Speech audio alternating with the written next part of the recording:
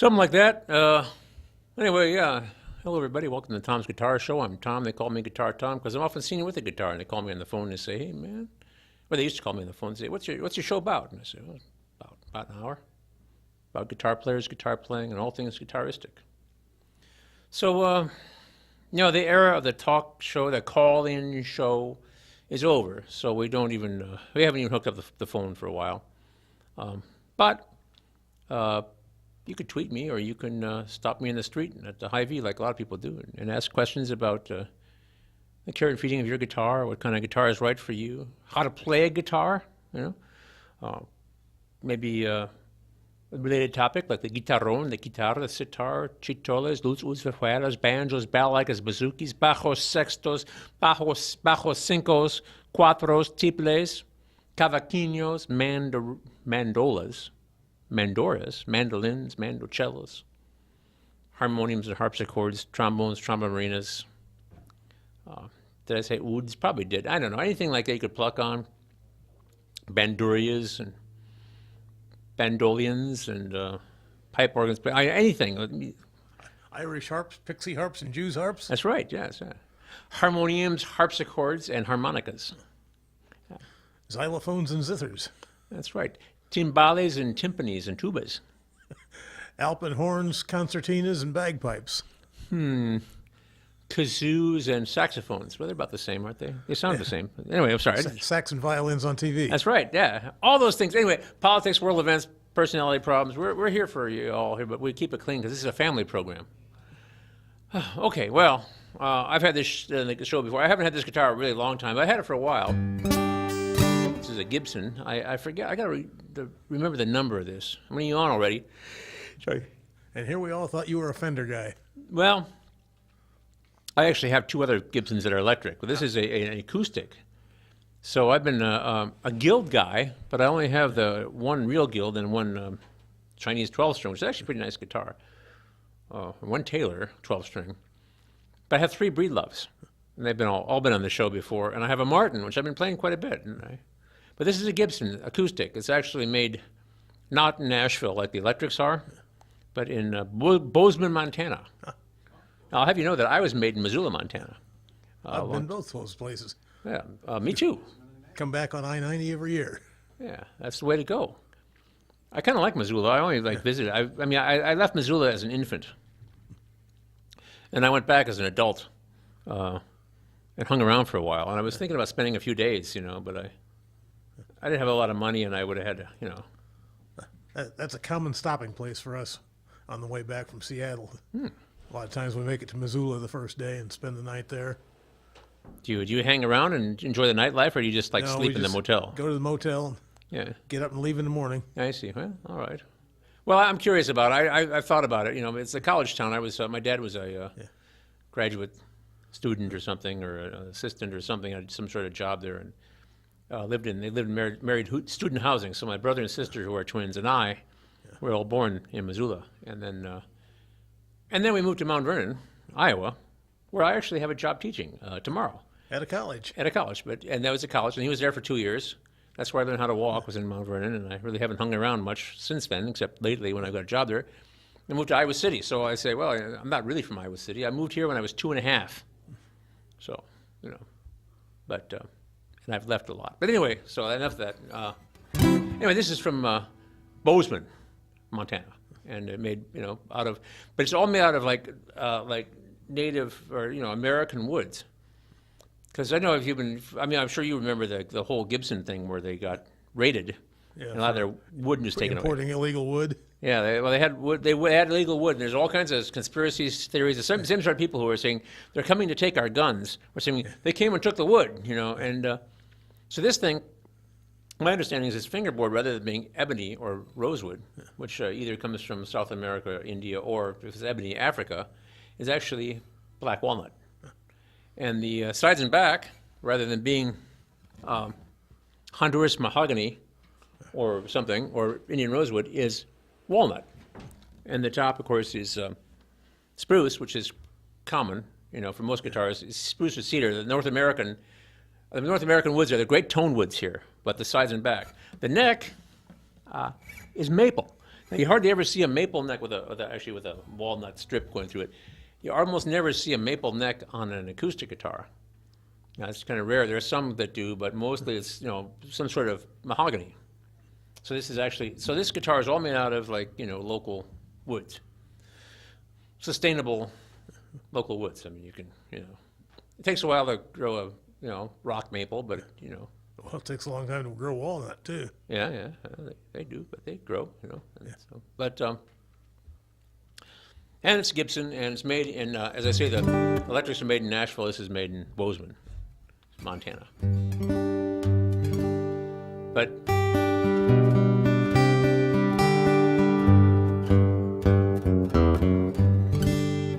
it sounds it sounds really good to me. It sounds pretty good, doesn't it? Yeah, sounds fine. Yeah, it's great. We've got this one, the Martin and the Breed loves, an old Guild, which does not have a pickup in it, and an old Loudon from Ireland. So, yeah. And a truckload of fenders. I got a lot of fenders. But, I had another massacre. Okay, so I thought I was going to have all this money, or a fair amount of money, and I was going to be able to pay my property tax, my quarterly insurance, and then my payments. But that actually fell through. It was a bank and accountant thing. There was a thing with the accountant and the bank. So it's a long story. But the upshot is that I took a whole bunch of guitars out to West Music and sold them. Oh. I was going to trade them. I think last week I had that Yeah, you were talking about Harrison. trading several of them for that George Harrison guitar. Yeah. Well, I took the Harrison back. I can't have it right now. Maybe I'll never have one, but it was kind of an interesting magical guitar. I put it behind me. I'm trying to put it for now. I mean, I'm hoping they sell it to somebody else. They might get another one, within the year. Maybe my fortunes will have changed by then. So I didn't get that, and I took even more guitars, and I just sold them. And that's kind of where I am now. And then my music room looked like somebody gets in a fight and they're missing a bunch of teeth, you see, because all these empty hangers on the wall. So today I've been redoing things a little bit and making it a little less, sparse. So no longer a truckload of fenders? No, I have 10 Stratocasters, and I have 2 Telecasters, only 2 Telecasters, but they're both USA made. So I have 4 USA Stratocasters and 2 USA Telecasters. And then I have 6 Mexican Stratocasters that are all, I think only one of them is original. And the rest of them all have different pickups that I have installed in them. And I've gotten rid of a few of the ones. I got rid of the 2 that I had that had original pickups in them some time ago. Yeah. So I have 12 fenders as such. And then I have some G&Ls that are also like a Fender, only different. Well, they're Telecaster shaped, but they're and George and Leo. That was Leo Fender's company, but those are actually made in Indonesia and California. So they're the bodies and necks were made in Indonesia, and then the pickups were finished in California, which makes them about half the price or less than half the price of the ones that are completely made in California, which I guess are really great and everything. But anyway, I thought about selling one. I was kind of agonized over this. I have the one, it's a Telecaster, but with a kind of a contoured body, which you don't see that often, instead of being just flat, like made on a bandsaw, but it's contoured. It has a very pretty kind of ripply color to it, and it has 2 humbuckers, as opposed to the single coils they usually have. And I had named it Cherry Baby. And I didn't really like it, but the tone I was getting out of it, but then I've discovered that the one amplifier that I use, the Jazz Chorus, the JC40, the Roland JC40, tends to be really crisp. So that amp crisps up this guitar really well, and a couple of the jazz guitars I have, they sound great through this amp. So I think, okay, I'm glad, because I didn't really want to sell Cherry Baby, and they wouldn't give me that much for it, because it's a really well-made guitar, but qualifies as Indonesian, even though the pickups, were built and installed in the U.S. So to make my boring story just a little bit longer, I kept Cherry Baby, and I figured out what to plug it into. And then I also went through a number of other guitars that I thought were kind of murky, and so plugging them in that amp is great. But then I have a couple other guitars, like the Telecasters, are too crisp. That's too bright. So I have an amp that I was thinking about getting rid of. It's a Fender Princeton. It's just too kind of muddy. But if I plug the Telecasters into it, it sounds great. So, okay, I need to have at least 8 amplifiers, but not 20. And, anyway. So do you remember all that, or do you have to keep a list of what goes with what? Well, my problem is I'll remember it, but then the next day I wake up and might forget that. I think I can remember the plot to plug into that JC40 and the Princeton. I think I can, but anyway. I should have to write a note on the back of each guitar what to plug it into. That, yeah, or have some sort of an index that I can refer to. You see, when playing a guitar like this, plug it into that. Oh, okay. Because really, that Cherry Baby, the G&L, really, I like the look of it. It feels good. It's fun to play. It sounds kind of muddy. Plug it in the JC40. It's great. Or a whole bunch of pedals or whatever, but anyway. That's the other thing. I could write an index about what to use for pedals. I see. Anyway. Yes, we've seen you struggle with that before. Yeah, this is a daily struggle I have. It could be worse. At least I don't want to, I don't live a life of crime because I'm just not really attracted to. I mean, I'm not saying that if I had some compulsion that was illegal and criminal, that I would be able to resist it. Yeah, guitars are not heroin. Well, so far, it's not illegal. Although I heard it was in Afghanistan under the Taliban. It probably is in places now. The music would be illegal. And as long as they're not made of illegal wood. That's it. That could happen too. And I do have a guitar that is made out of old growth, cut down Brazilian rosewood, the very best. But it was I bought the guitar in 1983, and the wood had been sitting in a locker in Spain for many years, like 80 years or more, since before the Civil War, well before the Civil War.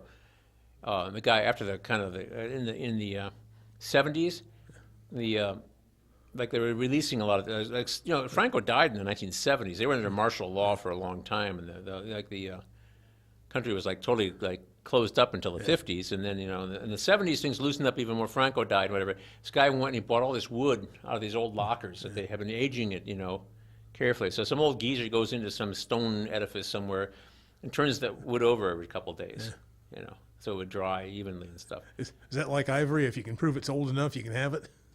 I suppose, but I don't have any documentation on this thing. So I guess I'm not going to take it out of the country. Anyway. And I was thinking if I ever buy another guitar, if I ever got one built for me, a really fine classical guitar, I kind of like maple, the bird's eye maple. It's a very bright kind of sound. It sounds very different from rosewood, but that's a long way around to saying this guitar here has walnut sides and back.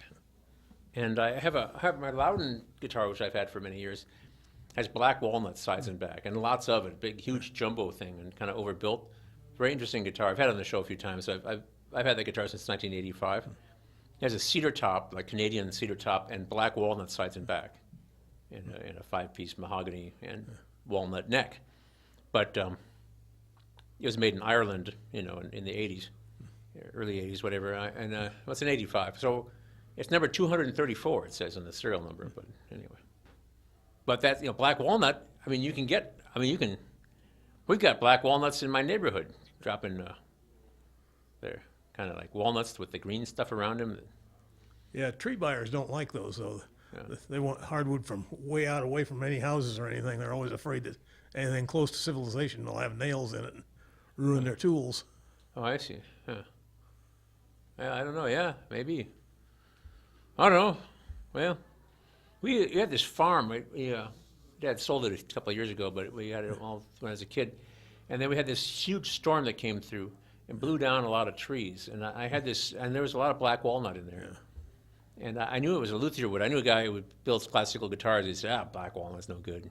But some people are embracing it. So I kind of wanted to go in there with a chainsaw and haul out some of this old growth. Because there was this bluff. Yeah. There's a top field and a bottom field on the Iowa River, and there's this bluff. And on the bluff, it had never been lumbered. And people are saying, well, you could graze hogs in there. But nobody had ever done it. It was virgin timberland, and not a whole lot of that around. And the old black walnut trees that had been knocked over. I thought, I could go there with didn't get around to it, and it's sitting there on the forest floor for I don't know, maybe there's some stuff in there somewhere. It might probably like didn't actually get down to the ground. It's like, knocked over and Could be. suspended. But I'm not going to build a guitar. I'm not going to go out with a chainsaw. I probably never do a chainsaw again as long as I live. I used to do stuff like that, but I know, I'll just play guitar.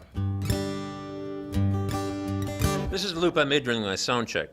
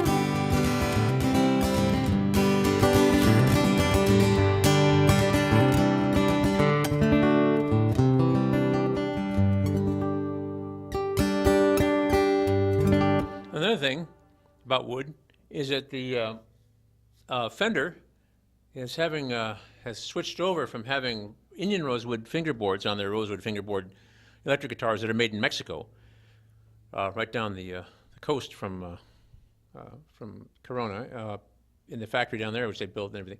But there's another kind of wood, and you can really not tell the difference very easily. But it's not a rare wood, and it's not an endangered wood. So they, I guess what I'm nattering on about is that the thing is rosewood, the Indian rosewood, and the story I've been told about it is that the British a long time ago in the 19th century planted a bunch of rosewood trees to shade the tea trees for these huge tea plantations they have in India. So those trees are like over 100 years old now, and they're big, and and the Indian rosewood, which I think they probably imported from South America originally, but they make a pretty good guitar. Not as good as the old growth, Amazon rosewood, but you can't get that anymore. They cut those down. And the one complaint people have is that all this rosewood, they're making furniture out of it. Don't make furniture out of rosewood. Make furniture out of something knotty pine and paint it real good. Save the wood for us because it sounds certain ways. They found another wood for it, and apparently it's really good and everything, and it's sustainable and all that. They found something else, and that's kind of what's going on all over the place. I have the Ziricote or Ziricot or whatever sides and back on one of my guitars, and there's another sort of Massacre or whatever it's called, ebony on the sides and back of another one of my classical guitars. So these are things that are kind of, well, one is like a rosewood. It's from Belize. It's a relative rosewood, and it's really nice, really cool looking, and it sounds good. And there's a lot of it around. And then the other one is from somewhere around Africa somewhere. But it's in I think so. Anyway, I got to check up on it. But it's a kind of ebony. But rather than being all black, it's like has big swirls of blonde and then dark through it. I see there are people who make guitars out of aluminum and carbon fiber. Yeah. Have you played any of those? I have played carbon fiber guitars. It sounded pretty good, but I didn't really like them that much. I kind of said, this is pretty good for like a synthetic. Yeah. But then, because it has fibers in it, and the sound kind of travels along the fibers of the wood, the grain, Yeah. But I haven't played one that I liked very much. And they're really expensive, so it was not the sort of thing I was going to toy with, spend a couple $3,000 on something that doesn't... You don't like the sound of. Doesn't sound as good as the wooden one that I have at home. And as far as like aluminum, there's a guy, I was going to try to get him on my show. They had a shop, maybe they're mechanics or something. This guy built all these copies of guitars out of metal. Yeah. And these are electric guitars, so it's a little bit different. And there are things you can do. I mean, I think what the electric guitar is made out of makes a difference. Some people say it doesn't matter, but it does make a difference. And this guy takes lessons from me. He has a plastic guitar, a Gibson from like the early '80s that he got when he was a kid, and he doesn't like it, and it's just, you know, plastic doesn't resonate the same way, but You see ads for those $90 electric guitars. What are they made out of? Masonite or something? well, it can be made out of particle board. Yeah. You know, that's stuff that you could press like sawdust and formaldehyde and some plastic, and you press it in the shape of a guitar, and you can mass produce those. But fiber board, yeah. What they call beaver board. I don't know, that stuff is it's like cardboard, but just a little bit harder, denser. You know, still don't want to get it wet. Yeah, I mean, yeah, you can build all kinds. The thing is, I have these nice guitars that are made out of like swamp ash, and they're better than other things. And the other Fenders you get are made out of old, like really old pine, which like the original one was made out of this kind of pine. So somewhere in, it's already came to get his headphones. Somewhere out there in Michigan, somebody tore down an old barn that was put up before the Civil War, and the beams were still fine. They hadn't been rained on or anything like that, so they were aged. So they built these out of relic wood, these Stratocasters. Yeah. And there's another one. There's a rosewood Telecaster. It's very expensive. They're made out of a redwood. I mean, redwood like sequoia, whatever. That had been from these bridges that had been built in the 1930s, or the WPA program and wooden bridges. So there's some pretty good wood that they reclaimed from there. So it's like reclaimed wood, I think. And I know a guy who, a Russian guy, this is years ago, he built lutes and things. He found some Siberian spruce that, you know, which is a good tone wood for the top of an instrument. It was an old building from, some old building that was being torn down in Moscow. And they had this really high-grade Siberian stuff. But this is in the Soviet days. So he had some sort of cloak and dagger way to steal a big chunk of this wood, you know, because you can cut it off real fine. This is, you know, aged, you know, a couple hundred years. It was the beam in some building that they were tearing down. So anyway, I'm sorry. I say, well, I want to make sure we have more guitars for future generations. Don't, you know, make furniture out of this stuff. Also, I knew guys building cedar top guitars, and cedar's a really interesting tone wood too. So somewhere out west, they had these beautiful old growth cedar trees that they were cutting down, and they slice them up and make decks out of them. So you could barbecue out back. Yeah. And then after a while, it's been out in the sun too long, the deck, you know, and then you just, you know, tear it down and haul it away. Say, oh man, that could be like, you know, that deck could be like 100, you know, or more really nice guitars. I mean, really nice guitars for somebody, you know, let it age in a locker for 100 years.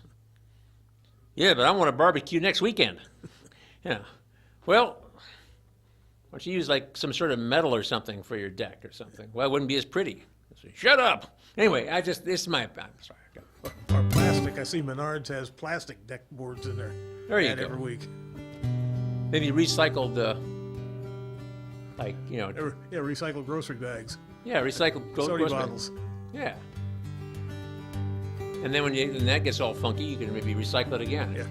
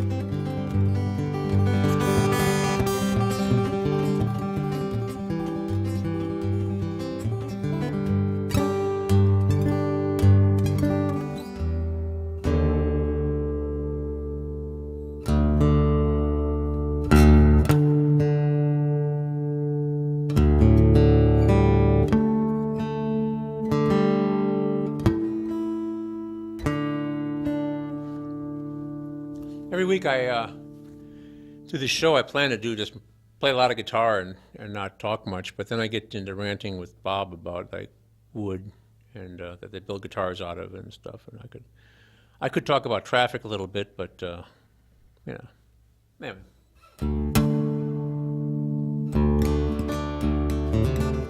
Maybe you should tell people where they can see you in person. Yeah, that'd be interesting, you know. By the way, last week, on Thursday, you know, I was saying, well, I think I'm going to be playing at the North Side Bistro, but I wasn't sure, and I hadn't gotten through to Andy, the owner, you know. And then, but I did go there anyway, and I'm talking again, aren't I? And I discovered they're having the culinary walk. So they're having a special thing out in the sidewalk. Now, I put together a setup with a powered speaker, you know, good-sized powered speaker with rechargeable battery built into it. So I had that, and they had my little reverb pedal, which makes an acoustic guitar sound really good through that thing. So I went home, and I went there like earlier, I went there at like 5 o'clock. Supposed to play at 6, so I went home and I set up got the stuff, and I went out there and I played my flamenco guitar for several hours out there in the street. It was kind of interesting out there in North Lynn, not far from the Hamburg Inn. And it was kind of interesting because one thing is I was out playing the street, and there's a sort of thing about street musicians. And I actually wasn't like a regular street musician because I was actually, you know, I was getting paid. I did try to get some tips too. I got a lot of $1 bills, which anyway. But I was playing, you know, at a fairly high level on my electric flamenco guitar, sitting there doing my thing. And it was like, people were like, wow, this guy, he sounds like he went to school. I wasn't begging, you see. I was actually trying to create an atmosphere for an event. But anyway, people were on the culinary walk. They got their little tickets they could get stamped, you know, and they could try a little sample of the barbecued ribs and the kimchi that he was... And then, you know, and then a couple other restaurateurs came by, you know, anyway. So I played. Anyway, it was kind of a good gig after all. Anyway, I'll be there the first Thursday of October also, probably indoors. Anyway, and the other thing, but I'm not playing there this week. I don't think I'm playing anything extra. Just the Tuscan Moon, beautiful downtown Kelowna. It looks like the weather's going to hold a little bit longer. So being outside is where I mean, it's nice inside. It looks like a little European restaurant on the inside, but the outside, the patio, I mean, if you can get that, you know, it's like tomatoes, you know, you only get it a certain season, but it's worth the wait. So the little lights and everything, and the Croatian chef, and the Ukrainian busser, Slavs are taking over. Anyway, never mind. I don't know. I got nothing against Slavs. Slavic people, they're fine. Anyway, anyway, yeah. So I'll be at the Tuscan Moon in beautiful downtown Kelowna both Friday and Saturday nights. Supposed to start at 6. I'll probably be a little late, but I'm sure I'll be playing by 6:30. And you should make a reservation, especially if you want to be outside. But anyway.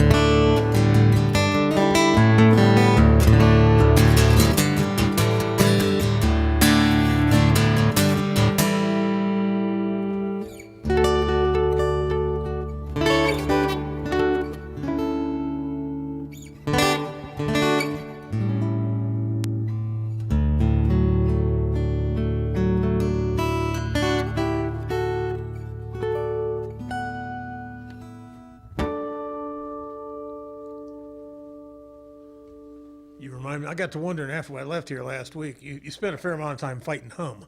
Yeah. And I wondered if you had a battery-powered amp. Yeah, that doesn't help. Doesn't help. No. I know I had a job in the '70s where I had a radio at work. Uh-huh. AM radio. Radio was pretty much AM back then. Yeah, I mean, back in the olden days, yeah. Yeah, FM existed, but it was Muzak. All that was on there was it sounded like Muzak, elevator Well, music, they call it beautiful music. and the rest of us called elevator music. Yeah.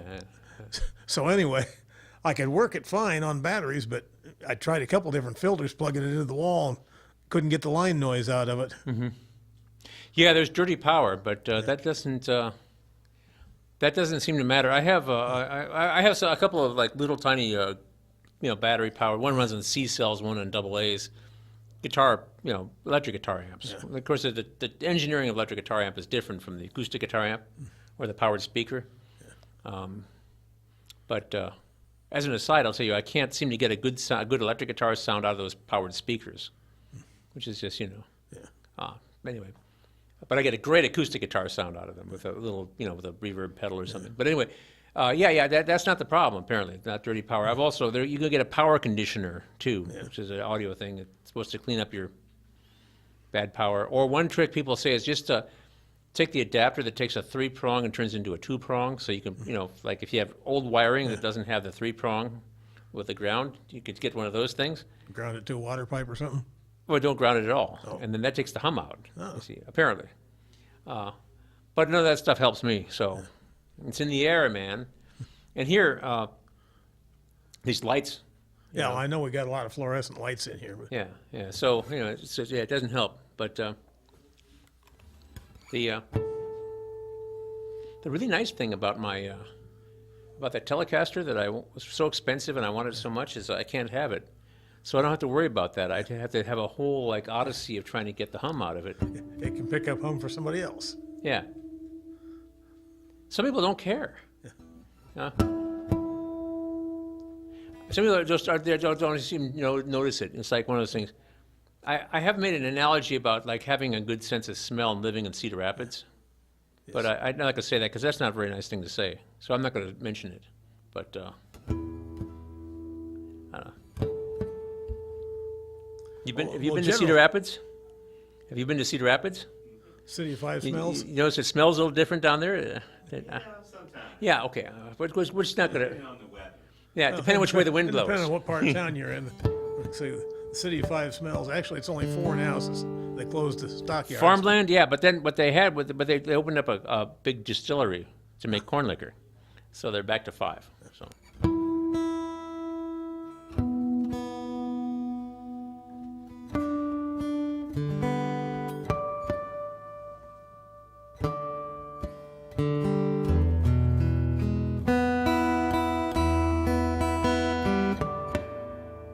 There's okay, so some years ago I was, there's this little photography studio up there, Clicks Photography. I haven't actually been there for a while, but I got to kind of know the owners, just a brother and sister, and the sister Audrey was a very was a very attractive woman, and tended to dress nicely, and she was having a junior league big festival thing. The junior league is I guess they're youngish sort of Society thing. executive women or something like that, and they have these big parties sometimes, and they all dress, I think they try to see who's best dressed for success. They're like kind of suits and things like that. But anyway, so I was being hired to play a party for them, and I was there anyway because I think I was teaching somewhere. I often work in Cedar Rapids, but and so I was standing out in front of her establishment, which is an old building that her father had restored and turned into this photography studio, red brick thing. And we were standing there, and a very attractive woman, but she has kind of a long, pointy nose, which I think is, quite becoming on her. But the funny thing is, we're standing there, and the wind shifted slightly, and soon there's that Cap'n Crunch or burnt cornflakes smell, and her nose it was just one of those slightly embarrassing for her, perhaps. Coming off Quaker Oats? Something like that, yeah. So that all of a sudden it shifted a little bit, and they're pretending, and they're standing there pretending not to smell it. It's like her city Because I'm from Iowa City, which you know, when the wind comes from the southeast, I smell the Procter and Gamble, the toothpaste smell from the P&G down there. They make toothpaste, mouthwash, and shampoo. So it's a kind of a sweet smelling thing if it blows up from the southeast, which it doesn't do that often. But In Solon, we don't generally have it, but every now and then somebody cleans out the hog confinement and spreads the manure. oh yeah, yeah. Well, there are some interesting aromas. In Kelowna, they have the horses, Right. the sale barn. So it used to be there's a fire at the bakery. The wind. So in the evenings when I play out the patio in the past, there's this fire, so it's been closed down. But they would make the cinnamon rolls at night. That'd smell nice. Yeah, and then they had the cinnamon roll smell, it'd be like that. You know, and then all of a sudden the wind would shift slightly in the evening after the sun went down, and then you'd smell the horses, and not just the horses, but horse residue. But anyway, I'm sorry. I'm sorry. So I'm standing out there in Cedar Rapids on Third Avenue or wherever that was, and then the wind would shift slightly, and you know, and then she was trying to she's being a lady about it, and I tried to be gentlemanly. They're not allowed to spread manure on frozen ground. Yeah. So in the spring, after the thaw, Yeah. the hog confinement operators are out putting it in the ground. Well, there we go. Ain't nature they, grand? they do knife it into the ground, and it's not as bad as it used to be in the olden days, but Yeah. or it doesn't last as long anyway. Yeah. Great. Yeah. Well. For those of you few who might be watching us on YouTube somewhere far away when you're not anywhere near a farm field, we live out here in this little university town in the midst of cornfields and hog and cattle operations. And I know people who have thousands of hogs, and at their Illinois and Indiana may come close to Iowa on corn, but they can't touch us on hogs. That's right. We've got lots of hogs. We got lots and lots of hogs. Yes. Oh well.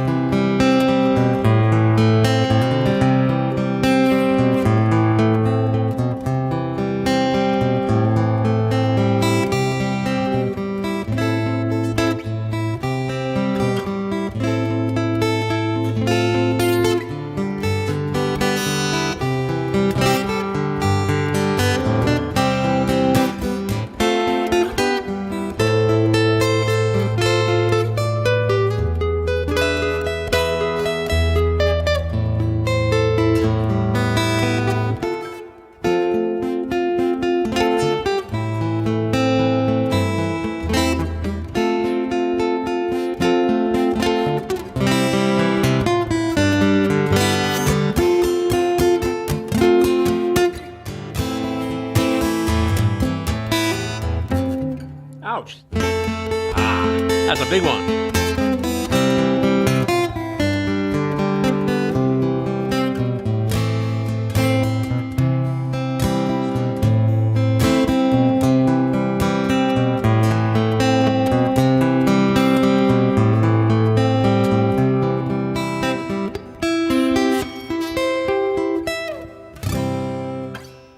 Sorry, I was just going to reach for that big F chord, but I don't know. If you watch the show, you realize I like to play different guitars at different times. And there's this thing about all these different kinds of guitars there are out there. You got the little solid body electric guitars, the Telecaster-ish ones, and the big Gibson-ish ones. And you got your hollow body electrics. You got your steel strings, which everything with little parlor ones, the great big jumbo ones, and this is kind of like a small or easy to play dreadnought, which is kind of interesting. But they're all like different sizes, very small and very large. And then you got your classical and your flamenco and all kinds of other things. But you know, the fingerboard of a classical guitar is very different the way it acts from, like, say, this one. And of course, an electric guitar, like say a Telecaster or something, with kind of lightweight, you know, very like kind of thin strings, thin skinny wires. They bend really easily. These are, of course, you know, pretty hefty metal strings. Nylon string guitar, of course, has fat strings, but they're very soft, so they don't have a lot of tension on them. And but the fingerboard is wider, the neck is wider on a classical guitar, so they all kind of feel different. They all have the same notes on them, at least the ones that one would commonly play in North America. There are other Russian guitars, 7 strings. The old Russian 7-string guitar, which has, of course, is tuned in open G tuning, which actually is similar to a banjo. I was over at Oleg Timofeyev's house once, and he handed me his old antique Russian 7-string guitar, and I had no idea how it was tuned, so I'm just like trying to play it for a minute, and then I realized, oh, this is open G. So I started playing away on it, and he was amazed, because most people, I mean, I have a background in classical guitar. Most classical guitarists can't play a Russian 7-string. But, of course, open G is banjo. And also it's like slack key, Hawaiian slack key open tuning, like what I do with 12-string guitars. So anyway, I just thought that was kind of fun. I started playing away on it. But, of course, the stuff I was playing wasn't very Russian, if you know what I mean. So, She'll be coming around the mountain. Well, you know, any kind of like banjo-y thing you could think of. I've played my share of banjo, you know, in my life, and anyway. Sorry. But yeah, the typical American guitar or European guitar is 6 strings. It's tuned the same way. So this steel string guitar, a Les Paul or a Stratocaster or a classical guitar, are all tuned the same. It's just that getting around on them is a little different, you know. These are like fairly hefty wires I'm pressing down. If you want to get in shape, play 12-string. Then you got twice as many relatively hefty wires. And how long does it take to tune a 12-string? Nobody's ever accomplished that. Nobody knows. So, anyway, I like that one. But, how do you get a Nashville songwriter off your porch? Pay for the pizza? That's right. Yeah. Okay. Yeah. The guy walks up to the hot dog stand. Zen master walks up to the hot dog stand and says, "Make me one with everything." Anyway. One with everything. Yeah. Well, sauerkraut, pickle relish, mustard, and ketchup. But no, I'm making fun of Buddhism. I shouldn't do that. Call me a taxi. That's right.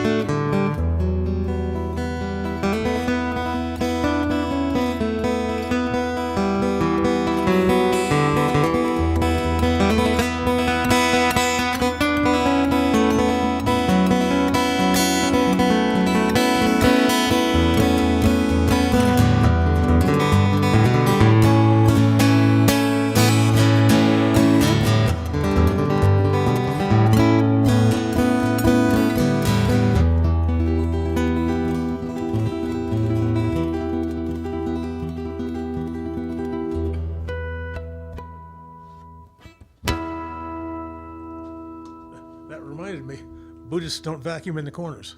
They have no attachments. Oh, yeah. Yeah, no attachments. Yeah. We could start telling religious jokes in here and see how long it lasts. See how long it takes for people to start wanting this off the PATV. Yeah, then they come down and burn down the TV station. They might come down and burn me down. I don't know. But I'm not They sure tell that we're... Amish jokes. They don't watch TV. No, that's right. We tell Amish jokes. I don't think I really know an Amish joke. Yeah, I can't think of any right off either. I think a lot of Catholic jokes, but I grew up that way, you know. So, yeah. I know a Mennonite. It's not a joke. It's just a statement. Yeah. You never see two Mennonites drinking. You can go out drinking with one Mennonite, Yeah. but if there's two, they're not going to drink because they, you know. I worked in a little town for a while, and that was the local joke there. The liquor store couldn't survive because everybody went out of town to buy their booze. That's right. Yeah, that's how it's done. That's how it's done. Somebody's talking about I forget what it was. It was one of the American Roots, is ROUTES, public radio show. Mr. Skopinski either gave me the peace sign or there's 2 minutes left. But it's about American music, you know. And there was somebody who was playing in these honky tonks in some little town, I think in Arkansas. The thing was, it was surrounded by dry counties, and this was a where they didn't sell alcohol. My wife's from a dry town. Yeah, well, There used to be quite a few of them in Illinois. I don't think there are hardly any anymore, but that one still is. well, it still is really. Yeah. Yeah, everybody, Tennessee, Illinois is like 2-3 miles down the road. So everybody from Colchester wants a drink has to go down to Tennessee or up to Macomb. I see. Well, Macomb's probably a party town, but anyway, yeah. But the thing is that they're surrounded by dry counties or dry whatever. So they would. So the honky tonk, the nightclub business was really booming in this little town. It's like a little town of 3,000 people, but they were, Saturday night the place would be full, and he was playing in these bands and stuff like that. I forget who it was, but it was somebody, back in the old days. And oh well. Of course, if they could allow them to drink in town, they wouldn't have to drive down the highway to get home. Right. Oh, so Roadhouse didn't sound like a good idea, actually. Anyway, so this is my Gibson. I forget the number. I could unstrap it, get my flashlight out, look inside, and tell you. But I mean, suffice to say, this is one of these all made out of native woods, the North American woods. Nothing imported. Made in Bozeman, Montana. I think it sounds pretty good.